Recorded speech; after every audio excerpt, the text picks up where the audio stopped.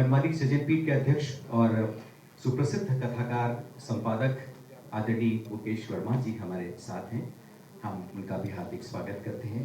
हमारे सलाहकार और देश के हिंदी के अग्रणी कवि बलराम गुमास्ता जी हमारे साथ हैं और हमारे विश्वविद्यालय की रजिस्ट्रार आदरणीय सुश्री पुष्पा सिवाल भी हमारे साथ हैं। हम आप सबका हार्दिक स्वागत करते हैं। सम्मान जुड़े हैं। वी वनमाली जी कौन हैं? आपको जान के सुखद अनुभूति होगी कि वनमाली जी जगन्नाथ प्रसाद चौबे के नाम से एक शिक्षाविद के रूप में विख्यात हुए और उसके समानांतर उनकी एक अलग पहचान हिंदी कथाकार की भी रही, निबंधकार की भी रही, चिंतक की भी रही। हम उसका मिलकर लोकार्पण करें। आप सबको जो किट हमने दिया है उसमें संभवतः ये स्मारिका होगी, अन्यथा प्राप्त करें।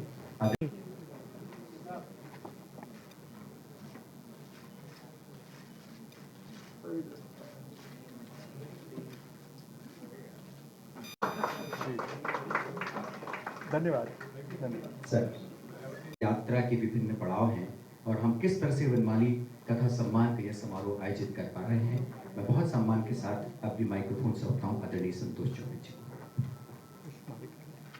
वनमाली सृजन पीठ की ओर से और टैगोर अंतर्राष्ट्रीय साहित्य और कला केंद्र की ओर से आप सबका बहुत बहुत स्वागत है। हम सब पैंडेमिक के बाद यानी कोविड जैसी महामारी के बाद शायद पहली बार इस तरह से मुलाकात कर रहे हैं। पिछले 2-3 वर्षों में कई गतिविधियां स्थगित जैसी थीं, लेकिन अब हमने सोचा है कि जो वनमाली राष्ट्रीय कथा सम्मान है उसका अगला आयोजन किया जाए। आपको मालूम ही है कि टैगोर विश्वविद्यालय देश भर में रविन्द्रनाथ टैगोर की स्मृति को जीवित रखे हुए है और साथ में साहित्य, कला और संस्कृति का बड़ा काम अंतर्राष्ट्रीय रूप से कर रहा है। 35 देशों में ये काम फैल गया है। हमारे कुछ मित्र यहाँ हैं जो विश्व रंग के पहले आयोजन में भी थे, तो वहाँ से अब ये वनमाली सृजन पीठ और टैगोर सेंटर लगभग 35 से 40 देशों में इस समय कार्यरत है। जहाँ तक वनमाली कथा सम्मान का सवाल है, विनय ने बताया कि ये 15, 16, 17 अप्रैल यानी कल परसों नरसों रविंद्र भवन में और रविन्द्रनाथ टैगोर विश्वविद्यालय में संयुक्त रूप से आयोजित होगा। हमारे जो पुराने साहित्य पत्रकार बंधु हैं वो जानते हैं कि वनमाली कथा सम्मान देश का अत्यंत प्रतिष्ठित सम्मान है। ये उसका 30वां वर्ष है और 1993 में सम्मान शुरू हुआ था। देश के बहुत सारे बड़े साहित्यकार जिसमें ममता कालिया, चित्रा मुद्गल, उदय प्रकाश, मालती जोशी, अब इस बार हम लोग 8 पुरस्कार देने जा रहे हैं। उसके पहले मैं ये भी बताऊं कि इस बार पुरस्कारों की विश्व रंग के बाद एक नई श्रेणी स्थापित की गई है। जो प्रवासी भारतीय यहाँ से बाहर चले जाते हैं, देखिए वो सब देश के प्रति बहुत ही आकर्षित रहते हैं, एक नॉस्टैल्जिया उनके मन में रहता है, याद और स्मृति मन में रहती है। पर हमारा जो भारतीय रचनाकार का संसार है वो उनको उस तरह से अपने बीच में समेटता नहीं था। विश्वरंग ने पहली बार कोशिश की कि सारे देश के प्रवासी भारतीय कथाकार आए और करीब करीब 500 लोग उस समय आए थे, लेकिन इस बार दिव्या माथुर जी को ये पुरस्कार दिया गया है। दूसरी बात, हम लोग सब हिंदी में काम करते हैं। अभी हाल में हिंदी पत्रकारिता पर एक विज्ञान पत्रकारिता पर एक कार्यशाला भी हमने की। आप सोचो कि हिंदी में विज्ञान कथाएं कहाँ हैं? आप जयंत नार्लिकर कुछ कथाएं लिखते थे, गुणाकर बुले थे, कुछ और लोग भी हैं, अब नए युवा कथाकार लिख रहे हैं। तो इस बार एक विज्ञान कथाओं पर भी पुरस्कार रखा गया है।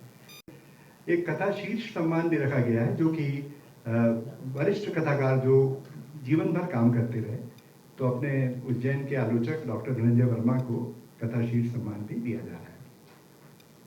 इसके अलावा जो हमारे अन्य सम्मान जो रेगुलर और रूटीन में है, डॉक्टर धनंजय वर्मा कथा शीर्ष सम्मान। दूसरी गीतांजलि श्री के बारे में आपने सुना होगा, वो वैसे छुपी हुई कथाकार थी, लेकिन हाल में उनकी किताब जो है हिंदी में बुकर में शामिल हुई है, बुकर की रेस में है, लास्ट 6 में पहुंच गई है। पहली बार वनमाली सृजन पीठ ने उस तरह से रिकॉग्नाइज किया है उनको, और वो भी रहेंगी। तो ये खुशी की बात है कि वनमाली कथा सम्मान मिलने के बाद उनकी किताब बुकर में भी शामिल हुई है। तो गीतांजलि श्री को राष्ट्रीय कथा सम्मान दे रहे हैं। दिव्या माथुर के बारे में मैंने बताया, देवेंद्र मेवाड़ी जी हैं। युवा कथाकारों में चंदन पांडे बेंगलोर में हैं, और चंदन पांडे ने एक बहुत ही नई कथा भाषा ईजाद की है, तो उनको भी दिया जा रहा है। 2 वर्षों पहले हमने आलोचना पर भी पुरस्कार देना शुरू किया था, तो डॉक्टर वैभव सिंह जो दिल्ली में हैं, उनको ये सम्मान दिया जा रहा है। और पत्रकारिता, साहित्यिक पत्रकारिता, माफ़ कीजिए थोड़ी कम हो गई है, लेकिन कथा देश को इस बार साहित्यिक पत्रकारिता सम्मान मिले। हरिनारायण जी आ चुके हैं, संपादक यहीं ठहरे हुए हैं, आप उन सबसे अलग अलग भी बात कर सकते हैं। दिया जा रहा है तो साक्षात्कार के संपादक से कथाकार हैं, तो ये तो सम्मान सारे हैं। इसी के साथ जैसे कि विनय ने बताया कि एक समानांतर नाट्य उत्सव भी आयोजित किया जा रहा है। हम लोग कथा और उसके मंचन पर, कविता और उसके मंचन पर लगातार जोर देते हैं। आपने कविता यात्रा देखी होगी, कथा मंचन देखा होगा। एक टैगोर ड्रामा स्कूल भी स्टार्ट किया है, जो नेशनल ड्रामा स्कूल के टक्कर का है। तो उसकी पहली प्रस्तुति विसर्जन के नाम पर 16 तारीख को होगी, जो टैगोर का ही प्ले है। और पहले दिन वनमाली जी की कहानी आदमी और कुत्ता पर नाट्य महोत्सव भी होगा, नाट्य उत्सव भी होगा। इसी के साथ साथ पूर्व रंग कार्यक्रम लगभग हर समय हमने भोपाल में इंट्रोड्यूस किया, अब उसको बहुत लोग फॉलो भी करते हैं। तो पूर्व रंग में राजीव सिंह कबीर गायन करेंगे, और एक बहुत ही एंटायरली नया महिला बैंड जबलपुर में है, जानकी बैंड उसका नाम है। तो जानकी बैंड जो है वो 16 तारीख को 16 की शाम को जानकी बैंड भी रहेगा, उसे देखने जरूर आइए। ये सारे कार्यक्रम रविंद्र भवन में है। इसका जो इंटेलेक्चुअल कंटेंट है उसके हिसाब से रविन्द्रनाथ टैगोर विश्वविद्यालय में 2 कार्यशालाएं भी आयोजित हो रही हैं। एक आलोचना का समकाल, जिसमें कि आलोचना में क्या हो रहा है, और सबकी शिकायत रहती है कि भाई कहानियां आप लिख रहे हैं पर हमें आलोचना प्रॉपर नहीं मिल रही है, तो इसमें बड़े आलोचक रहेंगे।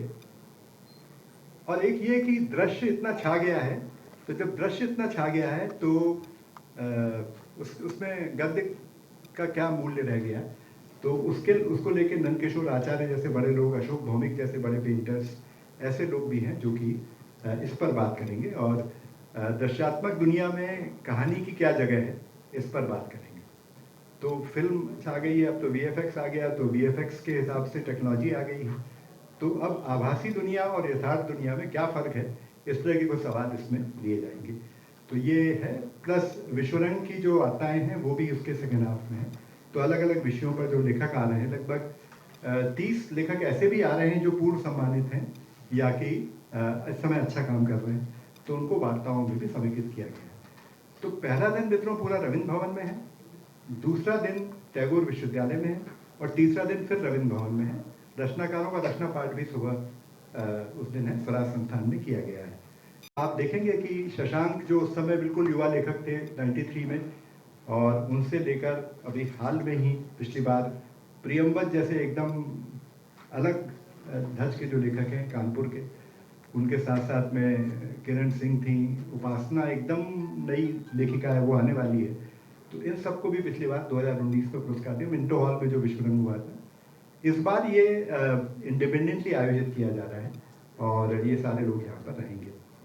मैं आप सबको बहुत आमंत्रित करता हूँ, आपको, आपके संपादकीय टीम को, आपके फोटोग्राफर्स को। और 16 तारीख को 15 को बाद में शाम को जो रात्रि भोज है सम्मान समारोह के बाद, उसमें मैं आपको आमंत्रित करता हूँ, पलाश में ही वो होगा। फिलहाल आपके कोई सवाल होंगे तो बताऊँगा। मैं एक बार पुनः आपका स्वागत करता हूँ, चाहूँगा कि इसको ज़रूर देख लें।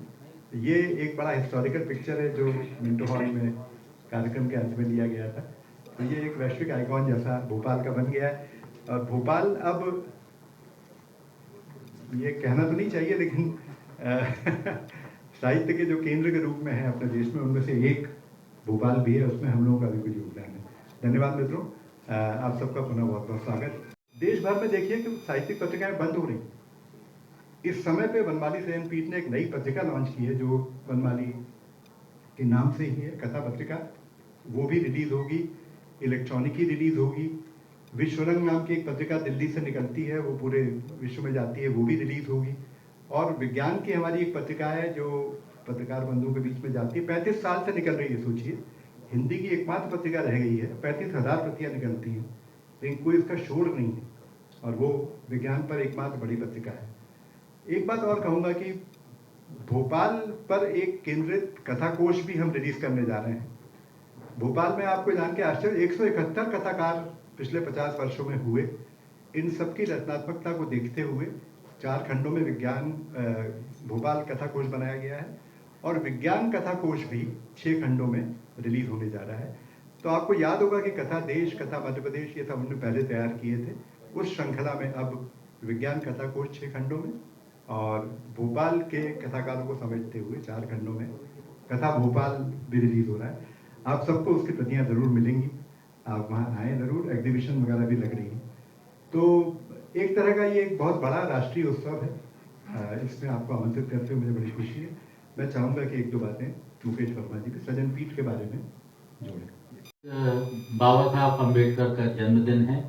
मैं उन्हें बहुत मन से, श्रद्धा से याद करता हूँ आप सबके साथ, और अपने संगठन की ओर से उनको प्रणाम करता हूँ। उनका ध्यान आज इसलिए और भी आवश्यक है क्योंकि बाबा साहब ने हिंदी को राष्ट्रभाषा के रूप में स्थापित करने के लिए पहली बार संवैधानिक रूप से व्यवस्था की थी, और इसके लिए हम लोग हिंदी भाषी उनके आजन्म, हमारी पीढ़ियां भी हमेशा उनकी ऋणी रहेंगी।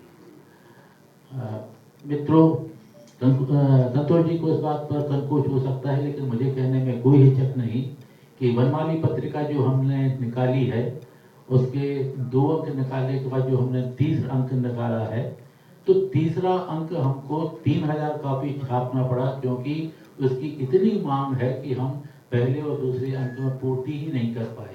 पहला अंक हमारे पास मुश्किल से 2-4 प्रतियां बचा हुआ है, जो कि हमने उसको अपने रिकॉर्ड के लिए रखा हुआ है। तो जैसा कि आप देख रहे हैं कि हिंदी में पत्रिकाओं की स्थिति बहुत ही विपन्न होती जा रही है, और उस तरह से लोग पत्रिकाओं को पढ़ना चाहते हैं, लेकिन जो पत्रिका चलाने वाले लोग हैं वो पीछे हटते चले जा रहे हैं। हमने हमेशा जोखिम के काम किए हैं, इस बार भी हमने वनमाली को निकाला है, और उम्मीद करता हूँ कि आप लोगों के संग साथ से ये हमारा जो काम है ये महत्वपूर्ण रूप से आगे चलेगा। केवल वनमाली ही नहीं, हमने और भी 4 पत्रिकाएं हमारी इस ऑर्गेनाइजेशन के द्वारा चलाई जाती हैं, जिसमें और सबकी अलग अलग अपनी प्रविधियां हैं। एक जैसे रंग संवाद है, जिसके संपादक हमारे बगल में बैठे हैं, विनय उपाध्याय जी, इस देश के प्रख्यात कला समीक्षक हैं, और वो विभिन्न ललित कलाओं पर पत्रिका निकालते हैं, जो कि इस समय बहुत ही कठिन काम है। कहानी की पत्रिका तो आप एक बार पढ़ लेते हैं, लेकिन ललित कलाओं के बारे में जानना समझना ये थोड़ा आप दुष्कर काम समझते हो और नहीं उसको लेते। लेकिन हमारा उद्देश्य है कि आप इन अपनी कलाओं को, अपनी भारतीय संस्कृति को, इन सब चीज़ों को बेहतर तरीके से समझें। इसी उद्देश्य से विश्वरंग नाम की पत्रिका भी हमने प्रारंभ की है, और इसलिए ताकि जितने भी राष्ट्रीय अंतर्राष्ट्रीय मसले हैं उन पर हम खुल कर के बातचीत कर सकें और जनता को इन सब चीज़ों से परिचित करा सकें। केवल कला और साहित्य ही नहीं, विज्ञान में भी हमारी पत्रिका इलेक्ट्रॉनिकी है, जिसके संपादक मोहन खगोरिया हैं।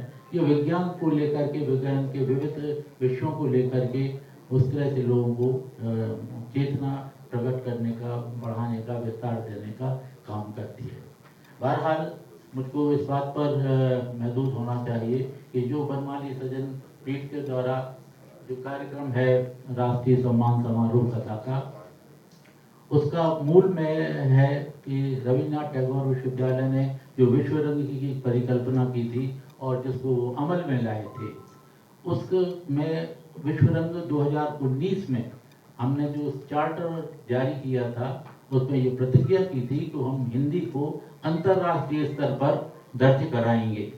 हिंदी को पिछड़ेपन की और पिछड़ी हुई भाषा कहा जाता है, और अंग्रेजी का जिस तरह से हिंदुस्तान में वर्चस्व है आप अच्छी तरह से जानते हैं।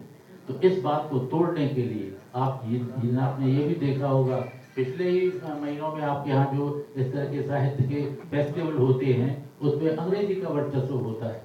आप इस देश में रहते हैं और अंग्रेजी की बात करते हैं, उसकी रोटी खाते हैं, ये शर्म की बात है। हमको अपनी मातृभाषा, अपनी संस्कृति और अपनी भाषा के बारे में ध्यानपूर्वक और विचारपूर्वक सोचना होगा। इसी उद्देश्य से हिंदी को हमने विश्व रंग के माध्यम से अंतर्राष्ट्रीय स्तर पर दर्ज कराया और आपको बताते हुए बहुत ही प्रसन्नता का विषय है कि इस कार्य उपक्रम में 56 देश हमारे साथ जुड़े और इन 56 देशों में जो हिंदी भाषी लोग हैं उन्होंने हमारे साथ मिलकर के इस कार्यक्रम को आगे बढ़ाया। अब जो भी विश्व रंग हम करते हैं आज 56 देशों के साथ, कल हमको उम्मीद है कि हम 100 से अधिक देशों के साथ इस कार्यक्रम को करेंगे। इस तरह हिंदी की प्रतिष्ठा को हमने अर्जित किया और उसी के संबंध में जो हम विभिन्न प्रकार के कार्यक्रम साल भर करते रहते हैं उसी की एक कड़ी ये कथा समारोह की है। कथा समारोह के बारे में चौबे जी ने बहुत विस्तार से आप लोगों को बताया भी है कि हम किस तरह के सम्मान दे रहे हैं। हमारे जो सम्मान हैं इनके बारे में एक बात बहुत साफ तौर पर कह देनी चाहिए कि ये जो सम्मान है इनमें किसी भी तरह की कोई राजनीति नहीं है, कोई विचारधारा का प्रभाव नहीं है, किसी विशेष गुट की पक्षधरता नहीं है। हम समावेशी तौर पर अपने लेखक को पहचानना चाहते हैं, उसका सम्मान करना चाहते हैं और उसको प्रतिष्ठित करना चाहते हैं। उसकी क्या विचारधारा है इससे हमें कोई ताल्लुक नहीं, जब तक कि उसके प्रति साहित्य के प्रति उसकी प्रतिबद्धता है और वो मानवीय मूल्यों के प्रति अपनी आस्था को प्रकट करता है। तो ये हमारे लिए मुख्य रूप से है। इस माननीय प्रधानमंत्री जी ने जो ये मंत्र दिया कि हमें आत्मनिर्भर बनना चाहिए, तो उस आत्मनिर्भरता के मंत्र को हमने आत्मसात किया है और हम अपने बल पर, अपनी निधियों के बल पर इन कार्यक्रमों को चलाते हैं। किसी के आगे हाथ नहीं फैलाते, ना जनता से ही इसका कोई चंदा मांगते हैं। ये बात ज्यादा तौर पर फैलनी चाहिए और ये मैं उचित नहीं समझता या लगभग मैं शर्मनाक समझता हूँ कि शासन से आप ग्रांट लेते हैं, उसके बाद फिर आप कुछ पुरस्कार लेखकों को बांट देते हैं। आपको अपनी दम पर ये सब काम करना चाहिए और लेखकों का सम्मान, भाषा का सम्मान अक्षुण्ण बनाए रखना चाहिए। मैं इसके साथ ही आपको एक बात के लिए और आमंत्रित करूंगा। हमने कथा भोपाल का निर्माण किया। ये हिंदी की जो कहानियां हैं जो सब जगह बिखरी हुई हैं, इनको इकट्ठा करना, इनका दस्तावेजीकरण करना बहुत जरूरी हो गया है। हिंदी भाषा एक बड़ी सशक्त भाषा है और 150 साल की ही भाषा है, लेकिन इसने बहुत कम समय में बहुत बड़ी उन्नति की है। इसको रेखांकित किया जाना बहुत जरूरी है। तो इसके पहले प्रयास में हमने कथा मध्य प्रदेश के और छत्तीसगढ़ के तमाम लेखकों को लेकर के 6 खंडों में उनकी कथाओं को हम लोगों ने संकलित किया। उसके बाद आपने जो प्रेरणा दिया, जो प्रोत्साहन दिया, उससे हौसला बढ़ा, तो हम लोगों ने कथा देश किया। कथा देश में हमने अपने देश के जितने भी कथाकार थे उल्लेखनीय महत्वपूर्ण, उनकी रचनाओं का हमने संकलन किया और 18 खंडों में मित्रों हम लोगों ने इस महाग्रंथावली का प्रकाशन किया। इसके बाद साथ हमको ये लगा कि हम हिंदी को अंतर्राष्ट्रीय स्तर पर तो स्थापित करने के लिए पूरी तैयारी करते हैं, लेकिन स्थानीयता के तौर पर भी हमको ध्यान देना चाहिए। हमारी हिंदी की हालत हमारे शहर में, हमारे कस्बे में, हमारे गांव में क्या है, हमको इसको भी देखना होगा। अक्सर आपने देखा होगा, आपके भोपाल शहर में आपने देखा होगा, बड़े बड़े उत्सव होते हैं और दुनिया भर से विद्वान बुलाए जाते हैं। एलीट क्लास का ये उत्सव होता है जिसमें आम जनता की कोई रुचि नहीं होती, उनका कोई सरोकार नहीं होता, ना उनको बुलाया जाता है। और उसके बाद फिर बड़े बड़े लोग कुछ न जाने क्या क्या बोल करके चले जाते हैं, आम जनता अपने काम में लगी रहती है। नहीं, हम लोगों ने कहा भोपाल में 175 से अधिक भोपाल के लेखकों को, जो जिसमें पूर्व के हैं, बाद के हैं, जो नए हैं, युवा भी हैं, बुजुर्ग लेखक भी, उन तमाम लेखकों को लेकर के 4 खंडों में इसका संकलन तैयार किया और जनता को बताने का प्रयास किया कि अपने लेखक को पहचानिए जो कि आपके पड़ोस में रहता है और यही वो लेखक है जिसका अगर आप सत्कार करेंगे तो आपकी भाषा का मान और सम्मान बढ़ता है। विनय जी ने कहा कि शब्द संस्कृति का ये उत्सव है, तो इस उत्सव को जो अपनी भाषा से, अपनी संस्कृति से, अपने देश से प्यार करते हैं, उनको इस तरह के आयोजन में शरीक होना उनके लिए लाजिम है। वैश्विक भाषा बनने की कगार पे है। और टेक्नोलॉजी ने अब जो फॉन्ट वगैरह पैदा किए हैं उससे कम्युनिकेशन बिल्कुल सरल है। तो हिंदी के सामने वैश्विक भाषा बनने का द्वार खुला हुआ है। हम अपने भीतर के मतभेदों में ही उसको बंद किए हुए हैं। तो हमने वो द्वार खोले हैं और सारे देशों के लोग अपनी तरफ देख रहे हैं और भोपाल उस केंद्र के रूप में हो रहा है। एक अंतिम बात कहने के लिए 2 मिनट के लिए मैं बलराम से कि हमको पाठक से शिकायत करने के बदले उस तक जाना चाहिए। तो पुस्तक यात्राएं भी हम आयोजित करते हैं, सारा कुछ अपने खर्च पे ही करते हैं, पब्लिकेशन भी करते हैं। बलराम बहुत संक्षेप में ये बात बता दीजिए, आप लोग बहुत दिन बाद मिले हैं तो गतिविधियाँ आपके सामने रखी गई, लेकिन चूंकि ये सांस्कृतिक पर्यावरण को बनाने वाला एक आंदोलन की तरह है, तो उस सब में आप सबका संग साथ भी बहुत ज़रूरी है। और उसके लिए क्या किया गया है, अभी ये एक बात छूट गई है जिसका मैं आपके साथ साझा करना चाहूँगा। भोपाल में आदरणीय मुकेश वर्मा जी उसके निर्देशक हैं, वनमाली सृजन केंद्र के, और 152 केंद्र हैं और 4 ये उनके राज्य स्तर के सेंटर्स हैं जो उनको संचालित करते हैं। और उनसे संबद्ध जो आईसेक के विश्वविद्यालय हैं जिसके 24 चांसलर हैं, वो उन विश्वविद्यालयों से संबद्ध केंद्र जो हैं वो उनकी गतिविधियों को देखते हैं। उन केंद्रों तक किताबें पहुंचाई जाती हैं, उन केंद्रों द्वारा वहाँ पर पुस्तक यात्राएं निकाली जाती हैं जिसमें जन जन की भागीदारी, एक आपको पूरा पर्यावरण निर्माण, जैसे कि आप पर्यावरण के लिए पेड़ लगाइए और ये करिए और जलवायु और तमाम किस्म की चिंताएं हमारी हैं, साहित्य को लेकर जिसमें इतना ज़्यादा गड़बड़ हुआ है, बिखराव हुआ है।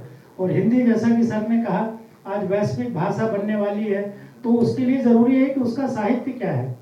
हिंदी की पढ़ाई हो रही थी, अंग्रेजी काफी आलोचना हो रही थी अंग्रेजी को लेकर। मैं सहमत हूँ क्योंकि हमारे यहाँ आता क्राउड जो है वो अंतर्राष्ट्रीय क्राउड है। 27 देशों के बच्चे आते हैं हमारे यहाँ, तो वो 27 देशों के बच्चे नाइजीरिया से भी हैं, इधर से भी हैं, वो भी हैं, तो वो भाषा का ध्यान रखना पड़ता है। लेकिन आपकी बात बिल्कुल सही है। मैं समानांतर रूप से कल ही टैगोर विश्वविद्यालय का नाम हिंदी में भी वहाँ प्रस्तुत कर रहा था हमारे, लेकिन कम्युनिकेशन सारे बाइलिंगुअल होते हैं। तो मुझे ऐसा लगता है कि हमारी सारी जो भारतीय भाषाएं हैं वो सहोदर हैं, मतलब वो एक ही हैं। ये राजनीति के कारण उनमें ये डिवीजन हुआ है और ऐसे ही बोलियों के बारे में भी हुआ है। मतलब हमारा बोलियों से ज़मीनी रस हम प्राप्त करती थी, भाषा बड़ी विपन्न जैसी हो जाए, अगर आप बुंदेलखंडी हटा दें, मालवी हटा दें, छत्तीसगढ़ी हटा दें, उनसे जीवन रस प्राप्त करते हैं। बोलियों को भी खड़ा किया जा रहा है भाषा के खिलाफ और भाषा को भाषा के, ये मूलतः यही एक इशू है जो विश्व रंग एड्रेस करता है।